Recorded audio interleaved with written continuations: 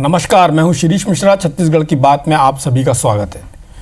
छत्तीसगढ़ में प्रवासी मजदूरों की वापसी का सिलसिला जारी है, तो वहीं दूसरी तरफ कोरोना संक्रमितों की संख्या भी लगातार बढ़ती जा रही है। रविवार को एक दिन में 25 कोरोना पॉजिटिव मिलने के बाद राज्य में हड़कंप मच गया है। हालांकि मजदूरों की वापसी से कोरोना खतरा के बढ़ने की आशंका राज्य के जिम्मेदार पहले से जता चुके हैं और हुआ भी वैसा ही। ऐसे में सवाल है, क्या प्रवासी मजदूरों की वजह से राज्य में बढ़ेगा कोरोना का संकट? हजारों की संख्या में घर लौट रहे मजदूरों के पुनर्वास और रोजगार की व्यवस्था कैसे करेगी सरकार? ऐसे कई सवाल हैं जिनके जवाब तलाशने की कोशिश करेंगे हम इस चर्चा के दौरान। इस चर्चा में हमारे साथ दो खास मेहमान जुड़ रहे हैं, प्रदेश छत्तीसगढ़ के स्वास्थ्य मंत्री टी.एस. सिंहदेव जी और साथ में विधानसभा में नेता प्रतिपक्ष धर्मलाल कौशिक जी। उनसे बात करेंगे, लेकिन पहले देखेंगे एक रिपोर्ट।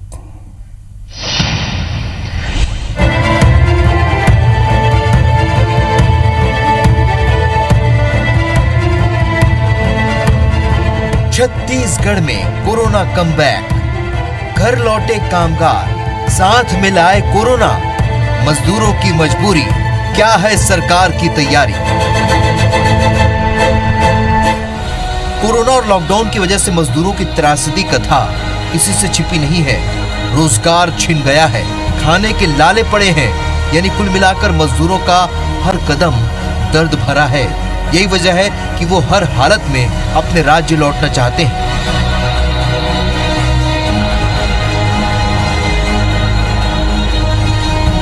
बेशक मजदूर तो मजबूर हैं, लेकिन प्रवासी मजदूरों के घर लौटने से कोरोना संक्रमण का खतरा बढ़ गया है। प्रवासी मजदूरों के आने से क्या है चुनौतियां और उसे लेकर राज्य सरकार की तैयारियां क्या हैं, बताएंगे आपको। लेकिन पहले आप ये सुनिए। बाहर से आने वाले हमारे नागरिकों के बीच में जैसे जैसे लक्षण और जांच होती जाएगी, ये रोज हमको ये संख्या मिलेगी। चुनौती भी है, जिम्मेदारी भी है, हम लोग निभाएंगे। और हम लोगों को ये मान के चलना है कि मजदूरों की आने की संख्या भी लगातार तेजी से बढ़ेगी, तो हो सकता है पॉजिटिव संक्रमित मरीजों की भी संख्या बढ़ेगी। तो ये अपेक्षित था कि जैसे जैसे मजदूर आएंगे कोरोना मजदूर बढ़ेंगे, कोरोना बीमारी बढ़ेगी। तो आपने सुना राज्य के जिम्मेदार मंत्रियों का बयान, जिनका साफ तौर पर कहना है कि प्रवासी मजदूरों के आने से संक्रमितों की संख्या बढ़ेगी। जिन प्रवासी मजदूरों की वापसी से पहले ही आशंका जताई जा रही थी कि कोरोना का खतरा बढ़ेगा, और अब वो सच के तौर पर छत्तीसगढ़ में सामने आने लगा है। रविवार को एक ही दिन में रिकॉर्ड 25 नए कोरोना पॉजिटिव मरीज मिले, जो प्रवासी मजदूर और उनसे संक्रमित हैं। यही वजह है कि विपक्ष भी अब सरकार पर तंज कस रही है। वहीं स्वास्थ्य मंत्री बड़े खतरे की चेतावनी बार बार दे रहे हैं और कहीं न कहीं स्वास्थ्य मंत्री अपनी बात पे खरे भी उतर रहे हैं। लगातार मरीज छत्तीसगढ़ में आ रहे हैं और उनका जो आकलन है बड़ा खतरे की ओर इंगित करता है। दरअसल छत्तीसगढ़ में अब कोरोना वायरस उस स्टेज पर है जहां कोरोना संक्रमित मरीज को मालूम ही नहीं कि वो किनके संपर्क में आया है। ऐसे में मरीज अपने आसपास और दूसरे लोगों के लिए खतरनाक है। ऐसे मजदूर जो विभिन्न राज्यों से छत्तीसगढ़ में अब तक 75,000 आ चुके हैं। ये आंकड़े तो सरकारी हैं और दावे के मुताबिक लक्षण पाए जाने पर रैपिड टेस्ट भी कराया जा रहा है। लेकिन उन मजदूरों के बारे में सोचिए जो छिपकर अपने घर या रिश्तेदारों के घरों तक पहुंचे हैं, जिन्होंने आज तक कोई जांच नहीं कराई। सरकार के जिम्मेदारों का दावा है कि प्रवासी मजदूरों को लेकर हर व्यवस्था की गई है।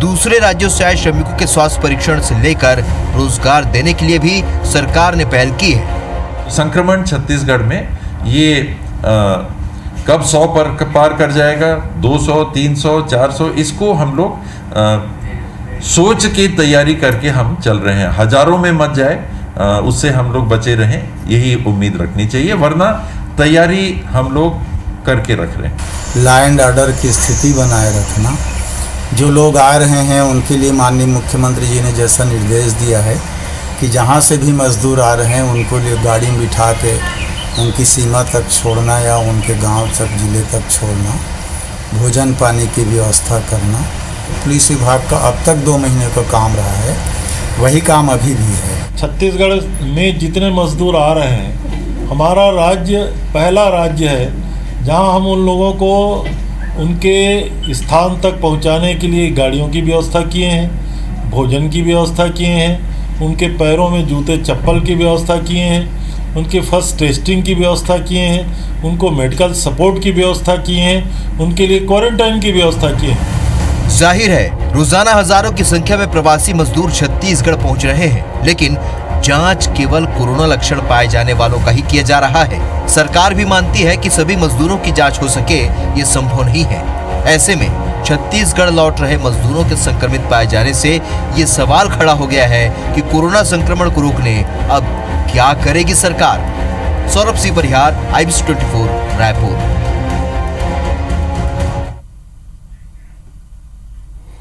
तो कोरोना के कारण जो लॉकडाउन का चौथा चरण चल रहा है, तो एक तरह से कहा जाए चुनौती का भी चौथा चरण चल रहा है। पहला चरण था जब विदेश से लोग बाग आ रहे थे, दूसरा चरण था जब तबलीगी समाज को लेकर सवाल खड़े हुए, तीसरा चरण था जब छात्र छात्राएं वापस आ रहे थे। अब चौथा और सबसे महत्वपूर्ण चरण है जब छत्तीसगढ़ के मजदूर छत्तीसगढ़ में आ रहे हैं या दूसरे राज्यों के मजदूर छत्तीसगढ़ से निकल रहे हैं, जा रहे हैं। तो उसके चलते जो चुनौतियां हैं उस पर चर्चा के लिए हमारे साथ छत्तीसगढ़ के स्वास्थ्य मंत्री TS सिंहदेव जी हैं। सिंहदेव साहब, आपका बहुत बहुत स्वागत है। और इसके साथ ही नेता प्रतिपक्ष धर्मलाल कौशिक जी हैं। कौशिक जी, आपका भी बहुत बहुत स्वागत है। कौशिक जी, सबसे पहले सवाल आपसे ही करूँगा। छत्तीसगढ़ में जो मजदूर आ रहे हैं और उसको लेकर जो व्यवस्थाएँ हैं और इसके साथ साथ जो हम चुनौतियों को देख रहे हैं, तो आप इस पूरे परिप्रेक्ष्य को कैसे देखते हैं, इस पूरे घटनाक्रम को कैसे देखते हैं और छत्तीसगढ़ के सामने कितनी गंभीर चुनौती है? देखिए, चुनौतियों से इनकार नहीं किया जा सकता कि जब हजारों की संख्या में श्रमिक वापस आएंगे तो उनके अनुकूल वातावरण एक बनाना, दूसरी बात उनकी व्यवस्था करना, और व्यवस्था करने के बाद में वो यहाँ पर शांति के साथ में रहे। निश्चित रूप से ये चुनौतियाँ हैं। लेकिन जिस प्रकार से अभी जो मजदूर के आने के बाद में, ये तो स्वाभाविक है कि संक्रमण पॉजिटिव पेशेंटों की संख्या बढ़ेगी, और ये बढ़ेगी वो कोई दिक्कत नहीं है, कोई मतलब अकस्मात नहीं है, बल्कि हम सबको मालूम है कि जब आएंगे तो बहुत सारी सावधानियां बरतने की आवश्यकता है, और जिसके कारण में सावधानियां बरतते हुए उनके उपचार की व्यवस्था, जो आ रहे हैं उनके परीक्षण की व्यवस्था, और परीक्षण के तत्काल बाद यदि संक्रमित पाए जाते हैं तो उनको लेकर के अस्पताल में भर्ती करने की व्यवस्था। तो एक तो जांच के दायरे को बढ़ाने की बात मैं बार बार बोल रहा हूं। अभी भी रैंडम जांच हो रहा है, 10% से कम जांच की स्थिति है, 10% भी नहीं है जांच की स्थिति। और इसके कारण खतरा यह है कि यदि मान लो कोई पॉजिटिव पाए गए और पकड़ में यदि नहीं आए तो उससे भारी नुकसान उठाना पड़ेगा, इससे इनकार नहीं कर सकते। दूसरी बात, लोग वहां से जो आ रहे हैं तो निश्चित रूप से उनका जिस प्रकार से जद्दोजहद में यहाँ पहुंच रहे हैं, वहां तकलीफ जो पाए हुए हैं, कुछ पैदल चल करके आए हैं, कुछ धक्का खाते हुए आए हैं, और आने के बाद में उनकी जो मानसिकता है, अब यहाँ आने के बाद में एक स्वस्थ अनुकूल वातावरण का निर्माण करना, कि जो लोग वहां से जो फ्रस्ट्रेशन में है उनके भी यहाँ पर एक ऐसा वातावरण तैयार हो कि उनको लगे कि मैं घर में पहुंच गया हूँ, गांव में पहुंच गया हूँ, अपने प्रदेश में पहुंच गया हूँ, और ये मन में उसकी शांति मिले, मन में संतुष्टि हो। लेकिन जिस प्रकार से वातावरण का निर्माण होना चाहिए, आपके सामने केवल 2-3 घटना की मैं बात करूंगा कि आखिर यहाँ आने के बाद में जो प्रदेश में तकलीफ पाए, यहाँ आने के बाद में उसको आत्महत्या क्यों करनी पड़ रही है, और आत्महत्या करने के पीछे क्या कारण है। मैं निश्चित यह कह सकता हूं कि जो अनुकूल वातावरण होना चाहिए, शायद उसका अभाव दिखाई दे रहा है। रायगढ़ की घटना आपके सामने में है, सारंगगढ़ के जो आत्महत्या किए। अभी सांप चाबने से कल मुंगेली में है किरना के वर्मा जी खत्म हो गए, योगेश वर्मा जी। उसके साथ ही बालोद जिले के आज के ही मतलब घटना परसवानी की घटना है, अर्जुंदा थाना, सूरज यादव क्वारंटाइन में उन्होंने आत्महत्या कर ली। एक क्वारंटाइन में जाने के पूर्व लोरमी की जो घटना आई है और उन्होंने आत्महत्या कर ली। इसी के साथ में भिलाई में एक महिला ने भोपाल में उनके बेटे है पास नहीं मिलने के कारण में आत्महत्या कर ली। और बहुत सारे मामला है, मैं सबको उजागर मतलब रखना नहीं चाहता, ये उदाहरण मैंने किया कि जो वातावरण का जो निर्माण होना चाहिए वो वातावरण का निर्माण नहीं हो पा रहा है। उसके पीछे जो मुख्य कारण है कि जो संसाधन वहां व्यवस्था लगनी चाहिए, प्रदेश सरकार के द्वारा ये प्रयास किया गया कि हम उनको संसाधन की व्यवस्था क्या क्या लगनी है उसकी सूची बनाएं, और सूची बना करके पंचायत को जारी हो गया। जारी होने के बाद में पंचायत मूलभूत की जो राशि है उस राशि से उन्होंने शौचालय बनाया, वहां पर सैनिटाइजर खरीदा, बाकी जो व्यवस्था की। अब जो 14 दिन में उनको आने वाले जो खर्चे हैं, तो मुझे लगता है उनके जो 14वां वित्त आयोग की राशि भी है वो भी खत्म होते जा रही है। उसमें सरपंचों में भी फ्रस्ट्रेशन दिखाई दे रहा है। लोग वहां के सरपंचों के खिलाफ आक्रोश व्यक्त कर रहे हैं कि व्यवस्था नहीं कर रहे हैं। और सरपंच से जब बात करेंगे तो वो बोल रही है कि हम क्या करें, राज्य सरकार ने हमको कोई राशि अभी तक नहीं दी, हमारे पास में जो राशि है उतना में हम व्यवस्था कर रहे हैं, चला रहे हैं। तो ये एक तनाव का जो प्रमुख कारण जो उत्पन्न हो रहा है, निश्चित रूप से इससे वातावरण बिगड़ रहा है। मुझे लगता है कि आने वाले समय में सरकार को इस पर विचार करने की आवश्यकता है कि न केवल हम सरपंच और सचिव के भरोसे उनको छोड़ दें, वो तो बेचारे सहयोग कर ही रहे हैं सरपंच। कौशिक जी थोड़ा संक्षिप्त में वो बोलेंगे। आर्थिक सहयोग उनको नहीं करेंगे तब तक शायद क्वारंटाइन की हमारी बहुत अच्छी व्यवस्था नहीं बन सकेगी। सिंहदेव साहब, जिस तरह से कौशिक जी ने दो बातें महत्वपूर्ण रूप से कही हैं। पहला तो उनका कहना है जो टेस्ट हैं वो प्रॉपर नहीं है, रैंडम टेस्ट हो रहे हैं, सबके टेस्ट होने चाहिए जो लोग आ रहे हैं। दूसरी उन्होंने बात कही है जो एक मानसिक तनाव की बात कही है, उन्होंने उसमें कुछ ऐसे उदाहरण देके बताए हैं। हालांकि वो जो लोग आ रहे हैं उसकी तुलना में वो संख्या बहुत कम है। वैसे भी राज्य में जो नॉर्मल डेज होते हैं तब भी लोग इस तरह से करते हैं। फिर भी उनका सवाल बहुत जायज़ है। तो मैं चाहूँगा, चूँकि आपने लगातार इस बात को उठाया है और गैर राजनीतिक रूप से आपने इसमें कोई कभी छुपाने की बात नहीं की, आपने बहुत बातों को खुले तौर पर रखा है और आपने इस बात की संभावना जताई थी जब मजदूर आएंगे तो ये चुनौती होगी, राज्य के लिए इससे निपटना एक गंभीर बात होगी। तो मैं चाहूँगा कि जो कौशिक जी ने दो सवाल खड़े किए उन पर आपका जवाब आ जाए और राज्य क्या स्थिति, आप निपटने के लिए क्या प्लान है। जैसा कि चौबे जी ने भी बताया कि मजदूरों के लिए हर तरह की व्यवस्था हो रही है, तो चाहूँगा कि एक आप पूरी चीज़ों पर प्रकाश डालें।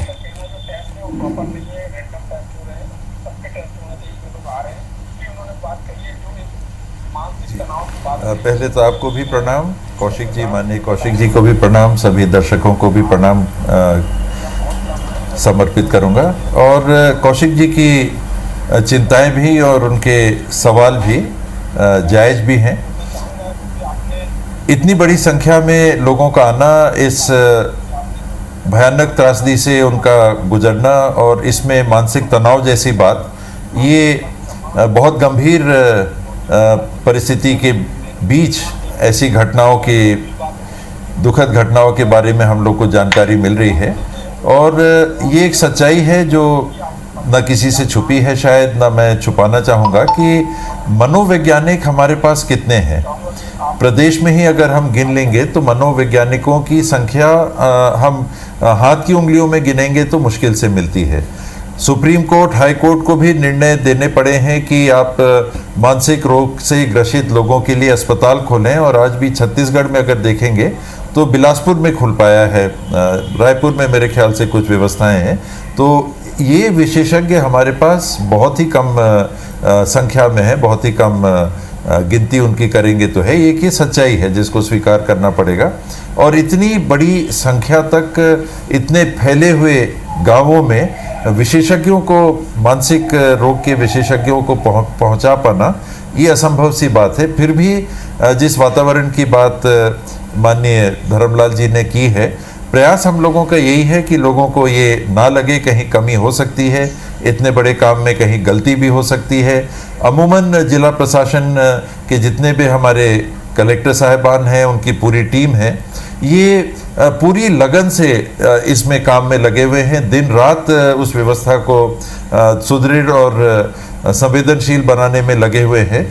फिर भी कहीं कमी रह जाए मैं उसमें इनकार नहीं करूंगा। और जहाँ जहाँ से जानकारी मिलती है, जहाँ जहाँ से खबर आती है, हम लोग के पास भी अन्य माध्यमों से, मीडिया के माध्यम से, विपक्ष के साथियों के माध्यम से, सीधे फ़ोन के माध्यम से पार्टी के भी कार्यकर्ता हैं, सूचित करते हैं। हम लोग प्रशासन को बताते हैं और कहते हैं कि यहाँ ऐसी बात आ रही है सुनने में, आप देख लें। इतने बड़े काम में 100% रिजल्ट आ सके, मैं समझता हूँ कि शायद वो ज़्यादा कहना हो जाएगा कि नहीं, हम पूरी व्यवस्था एकदम 100% पूरी कर लेंगे। फिर भी 17,969 ऐसे केंद्रों की हम लोगों ने चिन्हांकन किया है, जो प्राइमरी स्कूल से हाई सेकेंडरी स्कूल तक, आंगनबाड़ियों से लेके कॉलेजों के और स्कूलों के हॉस्टल तक, इनको चिन्हांकित करके और यथासंभव स्वीकार्य व्यवस्था देने की हम लोगों ने कोशिश की है।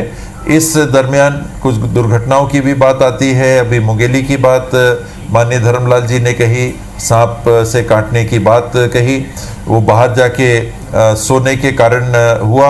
ऐसी कमियां हैं, कमियां कह लें या व्यवहार कह लें। रात को 2 बजे 3 बजे 12 बजे वो गए, बाहर सो गए।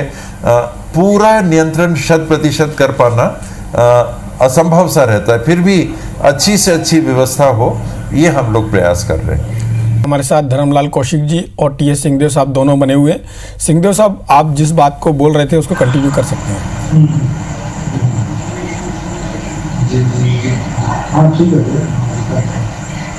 माननीय धर्मलाल जी ने फंडिंग के बारे में भी बोला था, और ये भी सही है कि कुछ पंचायतों से मेरे पास भी खबर आ रही है कि पंचायत के लोगों और जनप्रतिनिधियों को, सरपंचों को ये लग रहा है कि अगर ज़्यादा राशि उनकी 14वीं वित्त इत्यादि से खर्च होगी तो विकास कार्य उसमें प्रभावित होंगे, और गांव में लोगों के पास जो राशि है और अभी काम की भी आवश्यकता है तो उस पर प्रभाव पड़ रहा है।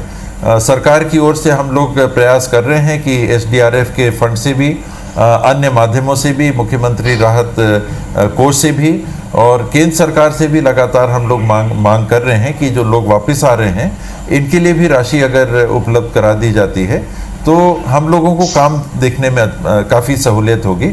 उदाहरण के लिए अगर आप छत्तीसगढ़ के देखेंगे तो यहाँ 3 लाख लोग अगर आते हैं और 1,000 रुपये भी अगर हमको 3 लाख लोगों के लिए मिल जाते हैं तो बहुत बड़ी राशि नहीं होती है। ये राशि अगर हमको उपलब्ध हो जाए, इसका कुछ हिस्सा उपलब्ध हो जाए केंद्र सरकार से भी, जिसके लिए हम लोग आग्रह कर रहे हैं, लगातार आग्रह कर रहे हैं, तो संचालन में आसान होगा। सिंहदेव साहब, जो टेस्ट की बात की है कौशिक जी ने, एक बड़ी समस्या है। और आज जिस तरह से एम्स ने एक नई किट या नया डिवाइस बनाया जो सस्ते में उपलब्ध है, उसमें टेस्ट, तो क्या इस तरह से नहीं हो सकता कि जो मजदूर आ रहे हैं उनके साथ साथ टेस्ट होते जाएं या ग्रुप में टेस्ट होते जाएं, जैसा कि आपने पहले भी बोला था?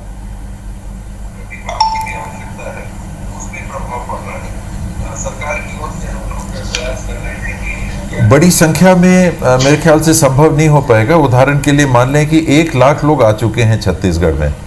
मैंने बताया, आंकड़े देख ही रहा था, बिलासपुर में 10,000 से ऊपर आ गए हैं, जांजगीर में 11,021 लोग आ चुके हैं, बलौदा बाजार में 9,000 से ऊपर आ चुके हैं, मुंगेली में 16,000 से ऊपर आ चुके हैं, कबीरधाम में 14,000 से ऊपर आ चुके हैं। तो इतने बड़ी संख्या में एक साथ अगर हमारे प्रवासी मजदूर भाई आ रहे हैं तो इतनी संख्या संभव नहीं है टेस्ट कर पाना। इसीलिए ICMR से भी और राज्य सरकार ने भी जो गाइडलाइन अख्तियार की है वो यही है कि हम सिम्टोमेटिक लोगों को, जिनके लक्षण दिख रहे हैं, उनको पहले हम टारगेट कर रहे हैं, या जिनके डायबिटिक अगर हमको कोई मिल गए या हार्ट पेशेंट कोई मिल गए, ऐसे जिनके कोई कोमॉर्बिडिटी है, गर्भवती महिलाएं हैं, ऐसे लोगों को चिन्हांकित करके, क्योंकि एक दिन में एक सीमा से ज़्यादा हम टेस्ट नहीं कर पाएंगे। 1 लाख लोग आ चुके हैं, कितनी भी एम्स ने बताया हो उन्होंने टेस्टिंग बढ़ाई होगी, आज हमारी कैपेसिटी बहुत मेहनत करके 3,000, हम पिछले 1-2 दिन से 3,000 टेस्ट कर रहे हैं, 4,000 तक ले जाने की कोशिश कर सकते हैं, लेकिन एक सीमा है। तो जब सबको टेस्ट करने की बात अगर मैं कहूँगा तो वो पब्लिक को गुमराह करने जैसी बात हो जाएगी। लेकिन अधिक से अधिक प्रभावित लोगों को पहले हम टेस्ट कर सकें, ये हमारा प्रयास है। यानी 3,000 अगर हम टेस्ट करते हैं तो 1 लाख लोगों को ही टेस्ट करने में 30 दिन लग जाएंगे। 30 दिन से अगर हमको हर व्यक्ति को टेस्ट करना है, इसीलिए क्योंकि क्षमता ही नहीं है उतने टेस्ट करने की, तो जितने लोग हैं इनमें से कितनों को हमको पहले टेस्ट करना चाहिए और उनको फिर आइसोलेट करके और फिर जब उनके सैंपल आएंगे तो लेके भेजना, इस क्रिया में हम लोग लगे हैं। तो इसके लिए कोई मैकेनिज्म आप डेवलप कर रहे हैं? और दूसरा एक सवाल जो एसडीआरएफ को लेके आपने किया और बीजेपी लगातार बोल रही है कि केंद्र सरकार ने उसके लिए परमिशन दे दी है और राज्य सरकार या कांग्रेस से जुड़े लोगों का कहना है कि हमको उसके उपयोग की परमिशन नहीं है, तो वस्तु स्थिति क्या है?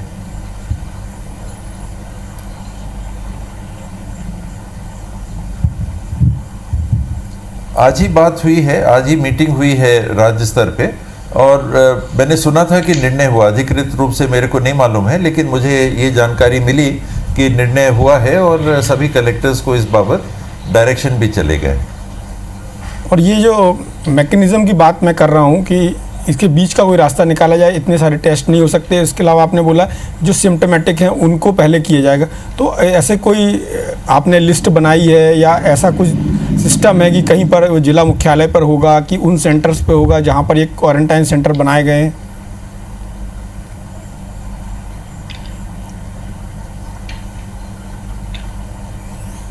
सेंटर्स पे होगा, हर सेंटर पे जो हमारे उप स्वास्थ्य केंद्र हैं इनको जिम्मेदारी दी गई है कि अपने दायरे में, उप स्वास्थ्य केंद्र का जो दायरा है 3000 से 5000 की आबादी के पीछे अमूमन औसतन ये एक उप स्वास्थ्य केंद्र बना है, तो वहाँ के एएनएम हैं, अपने एमपीडब्ल्यू हैं, इन लोगों को बोला गया है, डॉक्टर्स को भी बोला गया है कि एक टीम बना के और हर क्वारंटीन सेंटर में हफ्ते में 2 बार जाके वो भी लक्षण देखने के लिए पहल करेंगे कि हर जगह लक्षण वाले कितने लोग हैं, अगर उससे स्क्रीनिंग से छूट गए हैं, डेली उनसे संपर्क करके, हर क्वारंटीन सेंटर में डेली संपर्क करके स्वास्थ्य विभाग की ओर से कोई ना कोई प्रतिनिधि ये जानकारी लेंगे कि वर्तमान में जो नागरिक आए हैं हमारे, उनकी स्वास्थ्य की स्थिति कैसी है।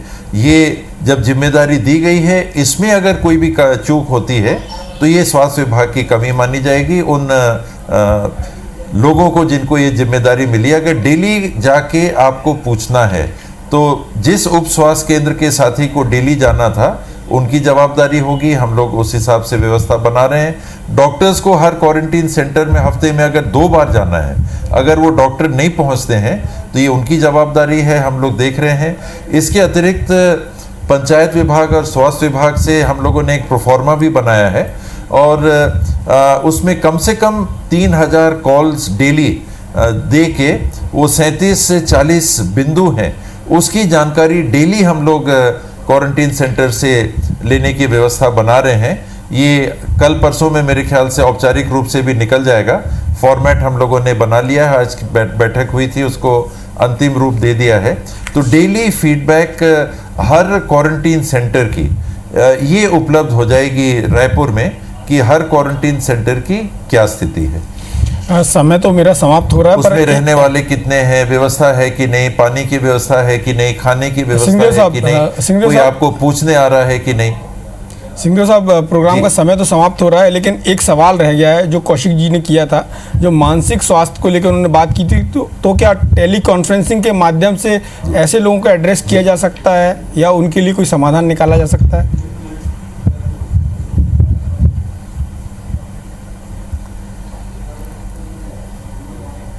विकल्प हैं, आपने ये सुझाव दिया है तो उस पर भी ज़रूर हम लोग विचार करेंगे और देखेंगे कि टेली कॉन्फ्रेंसिंग से जिनके पास एंड्रॉयड फ़ोन्स होंगे, अगर वो टेली कॉन्फ्रेंसिंग के माध्यम से कुछ सलाह दिया जा सकता है ऐसे लोगों को, सेंटर्स ज़रूर उसमें भी पहल करेंगे।